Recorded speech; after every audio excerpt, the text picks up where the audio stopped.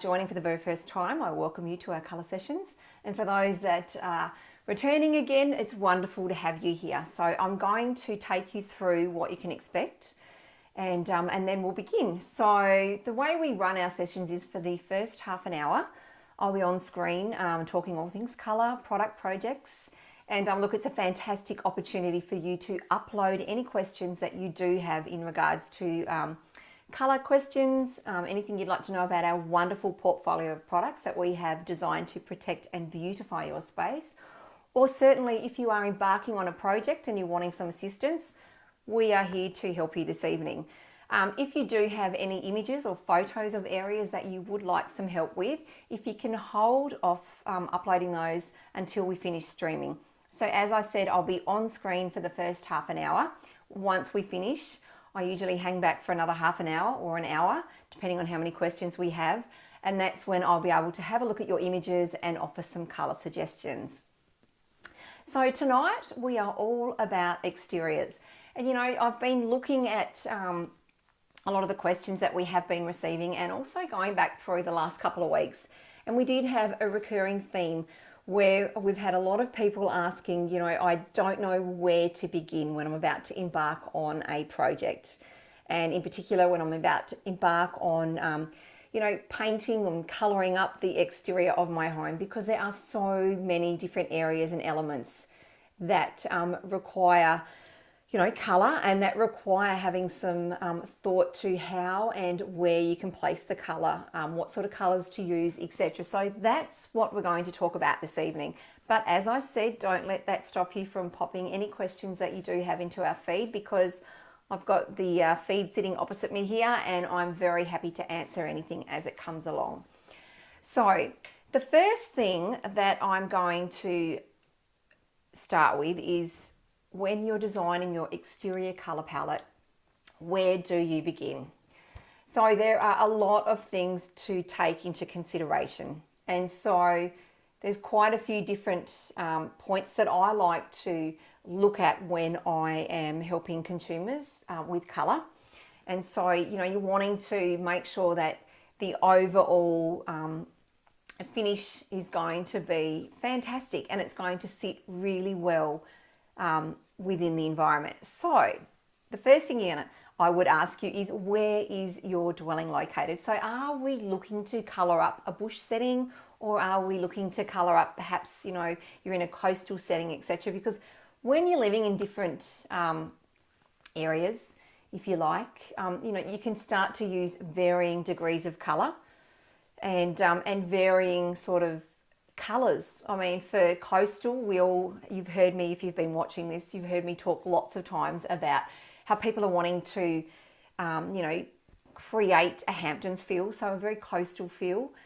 Or, you know, people that are, if you're living in a bush setting, you're sort of going to go for more, you could go for colours that perhaps have sort of more of a green undertone or sort of more earthy tones, versus when you're coastal and you can go for sort of beautiful blue hues, if you like, and sort of white, you know, versions of white, and also sort of sandy tones. They tend to work really, really well with perhaps a pop of colour for a front door.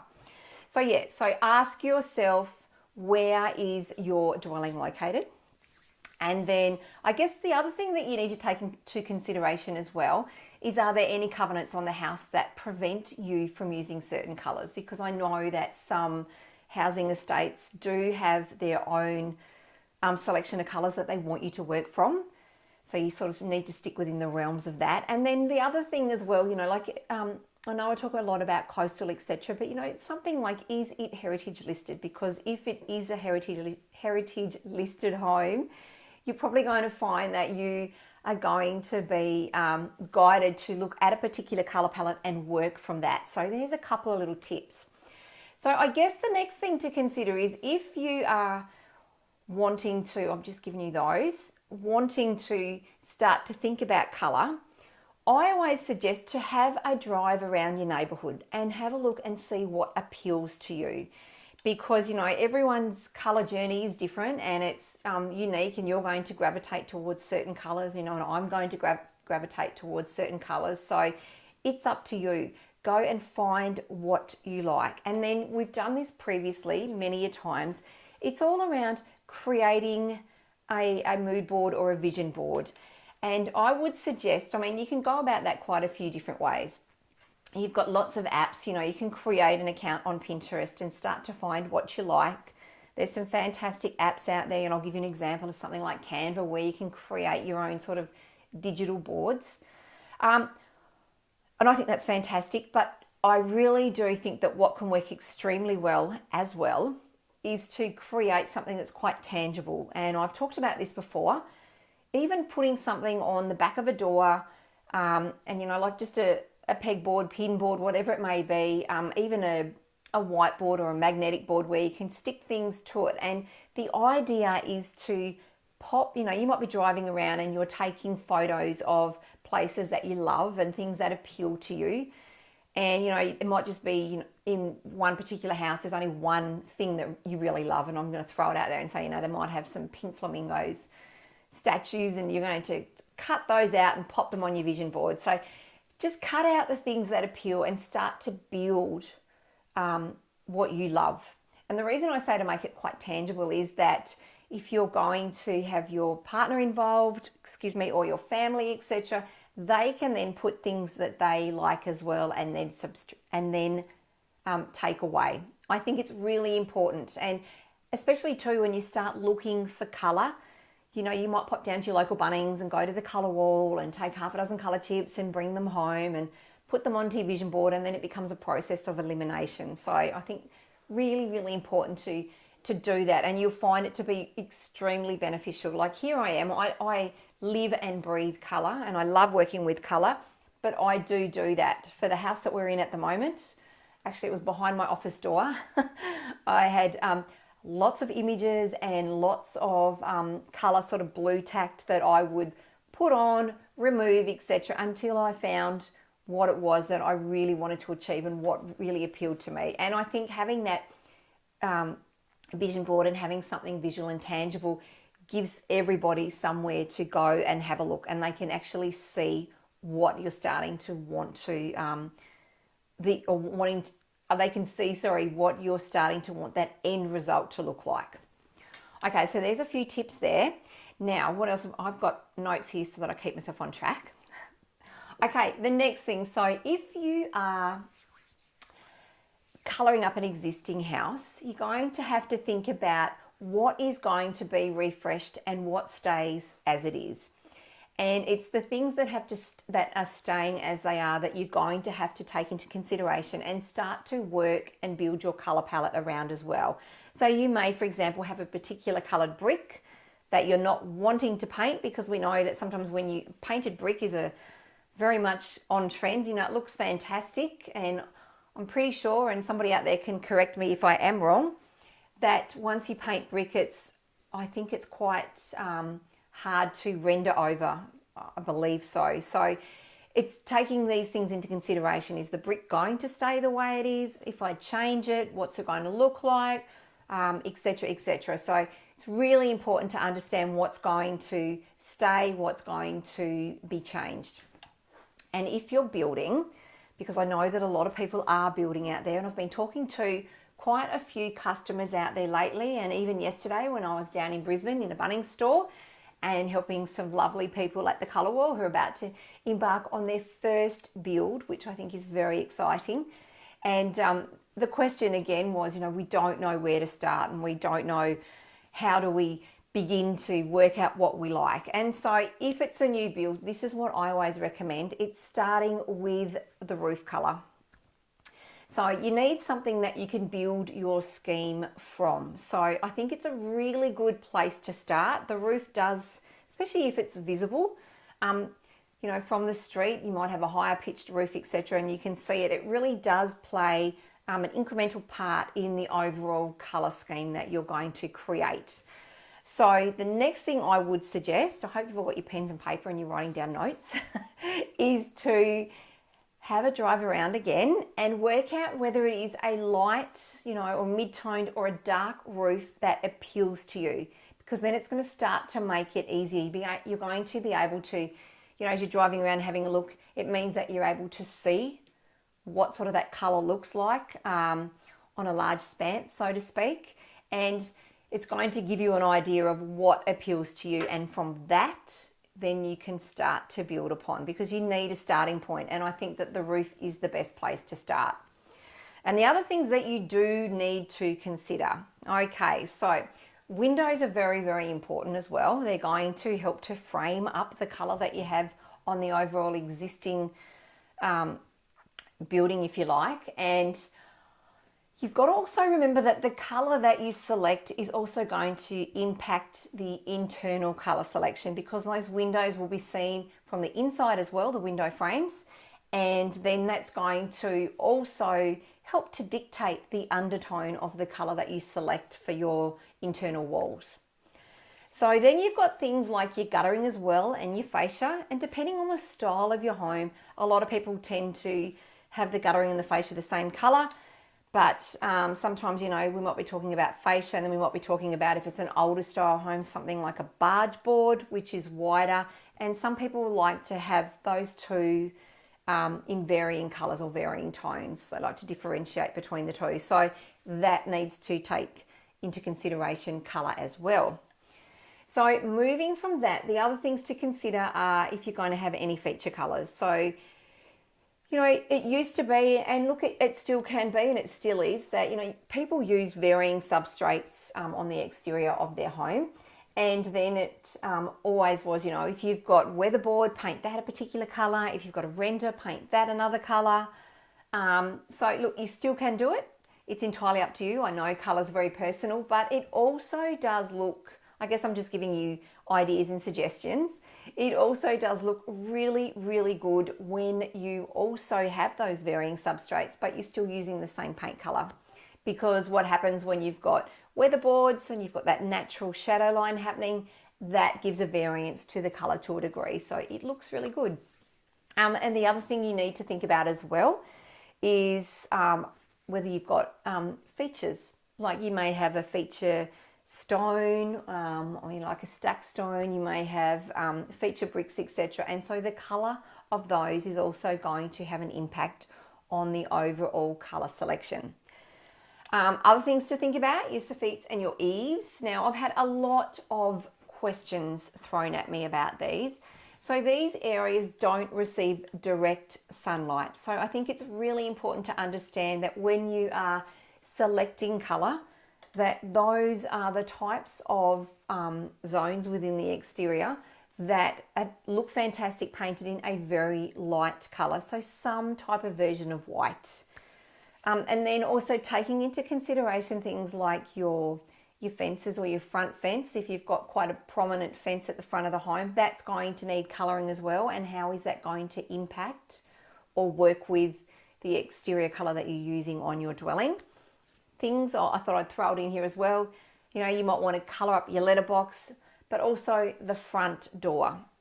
So we do have lots of varying elements and lots of different parts of the exterior of your home that will require colour.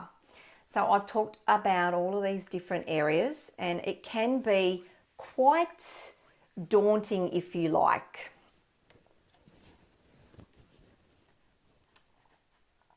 Okay, just looks like I might be getting a question coming through here, which is fantastic.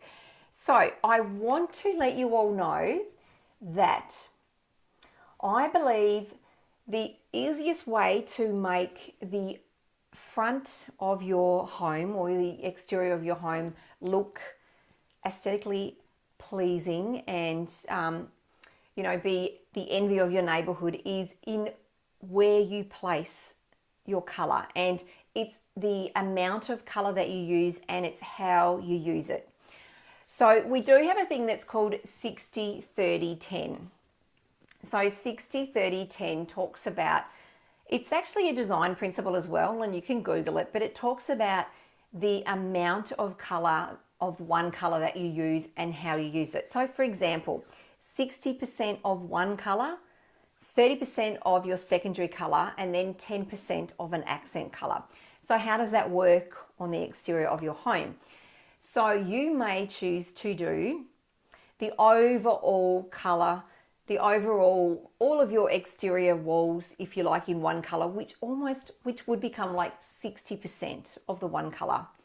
And then you've got your roof color, things like your garage door as well. I didn't talk about that. I'll bring that in now.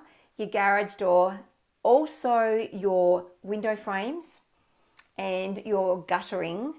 If you do all of those one color, that becomes like 30%, which is that next secondary color, if you like.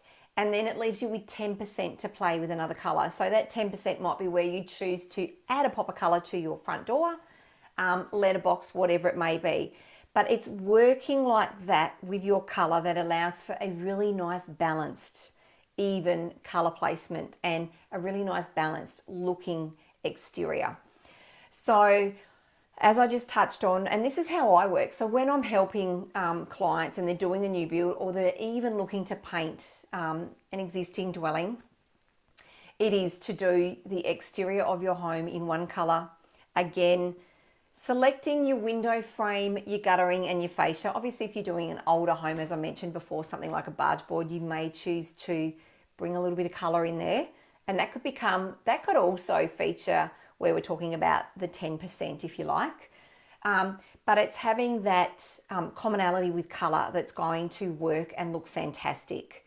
So there are a few areas that I would use color, use it so that it all is cohesive, and then adding your pops of color on your front door. So they are how I would go about creating a fantastic color scheme, knowing that it's going to work really, really well. So the rule of thumb, just to quickly summarize, looking at using 3, potentially 4 colors. If you have existing brick, have a look at the overall tone of the brick. And especially if you're going to be looking at, let's say you've got existing brick that you have to work with, you're wanting to add some color, perhaps you're wanting to paint your roof, or perhaps you've done an extension and you've got a new part of the exterior that has to work with the old part and you're wanting to color that up. It's looking at what exists and working from that. Looking at the brick, the tone of the brick, there may be flecks or specks in the brick that you can draw inspiration and color from for that. If you do have some form of stone that's already existing, or you're building and you're going to use some form of a stone as a feature, looking at the tones that are in that stone, giving you somewhere to work with as well, and ensuring that the overall color that you select works with that. But as I said, the easiest place to start is looking at your roof color and then building a color scheme from that. Very, very easy. So I'll just check to see whether we have any questions here at all, and we'll see how we go. And then I'll talk to you a little bit about the colors that seem to work really, really well with the varying sort of homes that that are being brought into our live color sort of each week, and the questions that we're getting around that. I'll just come back to Nate in a minute. So, you know, for example, Hamptons. Now we know that coastal is very much on trend, and there is a lot of, you could say, a lot of colour happening around coastal, a lot of new builds happening around that coastal theme. And so there's lots of beautiful colours that are being sought after and used. And so I'm just going to show you, for example, I've got some fantastic colour bond swatches here, as we can see here. So one of the colours, I guess, that tends to get used quite a lot is the surf mist, and it looks fantastic, especially when you start putting it with beautiful soft bluey greys, if you're wanting to create that beautiful coastal Hamptons type of feel. Okay, so even looking at these two together, they sing. Now it looks like I do have a question here. I'll quickly come to that. I don't know, it doesn't look like our Teams is working tonight, so maybe. Okay. Can you recommend a nice... So Chantel, thank you very much for joining us. It looks like we're having a little bit of trouble with our team where the questions are coming through normally to me. So nothing's come through yet, but I'm starting to get some via email. So Chantel, thank you. Can you recommend a nice white for inside our home that won't throw a blue? Okay, I can.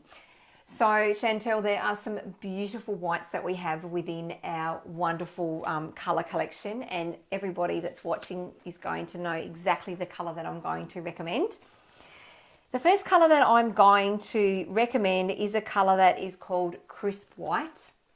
Now it is our #1 white, and it is the most amazing white, and what I love about it is it can be used in many environments, whether it be whether you've got a home that receives a lot of natural sunlight, or whether you have a home that lacks a lot of natural light. And ordinarily with a home that gets a lot of light, I'd recommend using a colour that's a lot cooler and brighter. And then for rooms that lack natural sunlight or lack natural light, I'd recommend using whites that tend to have more of a warmer undertone to warm that space up.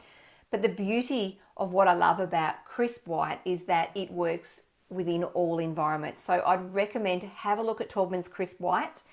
Most whites can be quite complex. Like a white will have many varying tints. So it's not just, pop a splash of black in it and it'll create a color. A lot of whites can have, let me just say, a little bit of black, a little bit of red, a little bit of ochre, etc., to create that beautiful feel when you walk into a space and your white's got a lovely undertone. Crisp White has one tint, and it is a color that is called Raw Umber.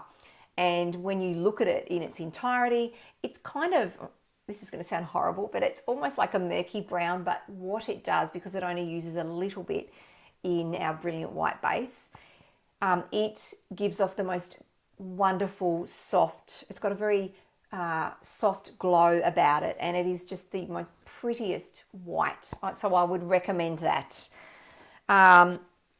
And I'd certainly recommend popping it into Tubman's Endure. Tubman's Endure is a wonderful product that is scrub resistant, mold resistant, been endorsed by Sensitive Choice, so anybody that suffers from asthma or allergies can safely use it. Fantastic product. So I'm just looking as well just to see if there's anything else that I'd recommend. Look, Crisp White, cotton sheets,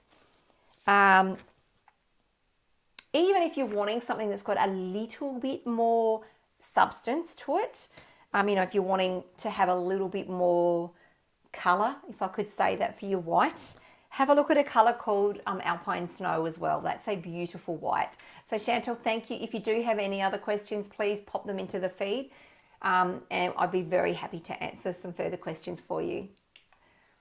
Okay, let me just have a look here, what else we do have. Okay. Hi Jane, thank you very much for joining our session tonight. So, want to paint our brick house roof colour surf mist. Thinking of a white house, what would you recommend? So you're wanting to paint your brick, and your roof colour is surf mist. Like whites can be very tricky when you use them in an external environment, and especially when you're using them as the overall colour. So, and it's going to depend, and this is what I like to let everybody know. So depending on where your house is situated and depending on the amount of natural light that you're going to receive, so natural sunlight, can play a lot with whites, and it can make your white become quite glary. So I suggest, if you're going to use surf mist on your roof, I would even suggest having a look at surf mist to paint your bricks with, because when it is in full sun, you will notice how light it does become, because whites tend to have a tendency to bleach out, if I could say that. So, and bleaching out is just having the sun on it. It doesn't change the color per se. It's just the effect that the sun has on it at that moment in time. So it becomes a lot lighter and a lot glarier. So there is something that you can have a look at, and it's something that is called LRV, which is the light reflectance value. So all colors have a light reflectance value, and I think it becomes quite applicable when we're talking about whites. So you have what is called Oh, thank you, Chantel. You're very, very welcome. I'm glad that that's good advice for you. So you have what is called the LRV of a colour. And so you have 0 being black, 100 being white. So as you move up, and talking about surf mist sits at, I think it's 67.2 or something like that, or 67.7. So you've got surf mist sitting here. When it is out in full sun, it looks white. So when I'm talking about whites for exterior application, I look at something that sits within the realms of around about 65 to 75. Anything pushing it to 80 max, anything above that, you'll find that it can be very, very glary, and you're going to be first thing in the morning popping on your sunglasses when you go outside. So that's something to have a look at. You can find the LRV of a colour on, so all of our Tubman spandex have every colour that we have, and on the back of it, it has the LRV, but you can also find it when you go to our Tubman's website. So that's www.tubmans.com.au, and then at the drop down menu where it says colours, if you select colours and you go down to the bottom of what's called our PPG swatch shop, there you can search for any of our colours, and it will then, when you click on the colour, it will give you all of the colour information, and that information that we're looking for in particular here is what's called the LRV. Now, the other thing I recommend too, when you are looking at using white for external purposes, look, I talk about this all the time for interior, any colour really, sample potting and trialling the colour. But it's very, very important when you're talking about whites. So you go, grab yourself a sample pot. When you go into your local Bunnings store or your local paint store, they have, our paint comes on pallets, and in between each layer of paint we have what's called pallet liners, so large pieces of cardboard. Now, if you get yourself one of those pieces of cardboard, and I'm sure that the paint staff would be very obliging and give you one, and you cut yourself, you want 1 metre by 1 metre square, brushing out 3 coats of the sample pot, remembering that that first coat's going to aid kind of like an undercoat, and then obviously it's 2 coats of your top coat, because generally we have like a 2-coat system once you've undercoated. And that's going to ensure that you're going to get good coverage of that colour, and then you can pop it outside, pop it out in full sun, have a look at how it works within your environment, and also move it around to areas of your home that lack a lot of natural light, and then you'll also be able to see how that colour works within that environment. Really, really important, and what it does is it gives you a true indication of how the colour will work, and then it takes away any disappointment, of using it and then going, I didn't think it would look like this. Because as we know, when you start working with colour, externally and internally, things like lighting, etc., can change the overall look. So that's my tip. But Jane, to answer your question, I would certainly have a look at using surf mist. There's another beautiful colour called South Pole by Tubman's, also grey matter. There are a couple of colours that would work really well with your surf mist, so have a look at that. And if there's something else that we can help you with, pop it into the feed and I'll be very happy to answer any further questions. Thank you, Jane. Okay, what else do we have here?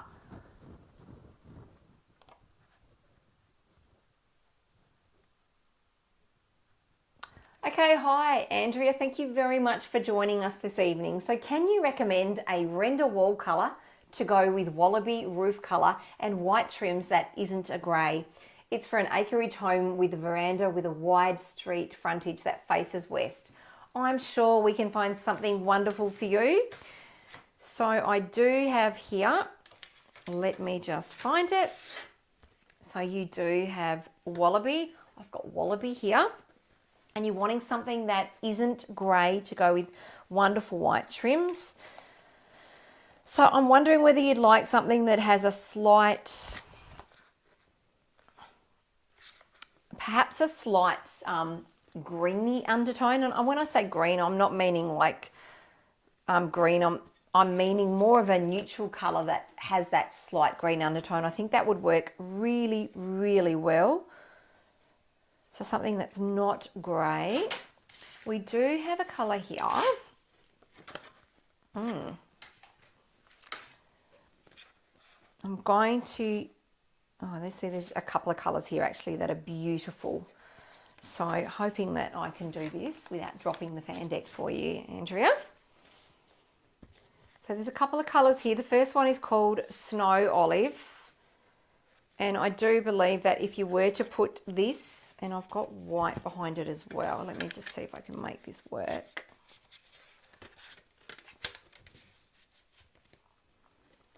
Hopefully we can get that happening. Okay, so I do have wallaby, and then I've got a white behind me, and then you can see, hang on a moment, let's go there. Taking into consideration that when you look at this colour externally, it's probably going to look a little bit lighter as well. So there, sitting against the white with my top finger there that I'm tapping on, that is a colour called Snow Olive that sits beautifully with your wallaby. You could go slightly lighter if you wanted to as well. What have I got? Stalagmite, which is another beautiful tone just sitting there. I think something like that would work really, really well, given that you're on acreage, etc. So there's a couple of colours, Snow Olive and Stalagmite. Have a look at those, and I would be happy as well to say to have a look at. I'm thinking that something slightly, perhaps a little bit more in the neutral phase, that's definitely not grey.